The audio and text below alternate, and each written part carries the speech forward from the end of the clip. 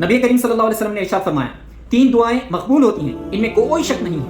एक मजलूम की दुआ, दूसरी मुसाफिर की दुआ, तीसरी बेटे के हक में बाप की दुआ। इसीलिए हमें चाहिए कि जब कभी भी हम सफर में हों तो अल्लाह की हम्दो सना करें और खूब दुआएं मांगा करें, क्योंकि सफर में की गई दुआ कभी रद्द नहीं जाती। और इसी तरीके से बेटे के हक में बाप की दुआ, औलाद की वजह से हम इसीलिए परेशान हैं क्योंकि हम ना उनको अच्छी तरबियत देते हैं, ना उनके हक में हम अल्लाह से गिड़गिड़ा के दुआ मांगते हैं।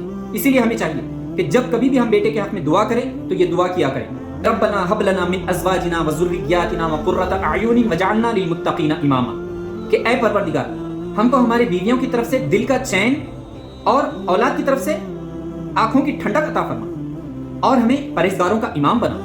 हमें चाहिए कि जब कभी भी हम औलाद के हक में दुआ मांगे तो इस दुआ को ज़रूर मांगना चाहिए। और मजलूम की बद्दुआ, हमें किसी पे जुल्म सितम करने से अल्लाह से डरना चाहिए। क्यों? क्योंकि मजलूम के साथ अल्लाह खड़ा है।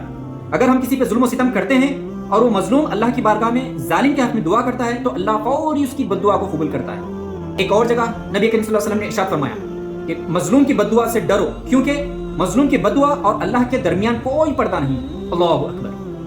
हम में से कई सारे ऐसे लोग हैं जो ताकत की बिना पे, दौलत की बिना पे हमसे छोटे लोगों पर उन पे जुल्म करते हैं, उन पे सितम करते हैं, उन पे जबान दराज करते हैं, उनको तकलीफ देते हैं।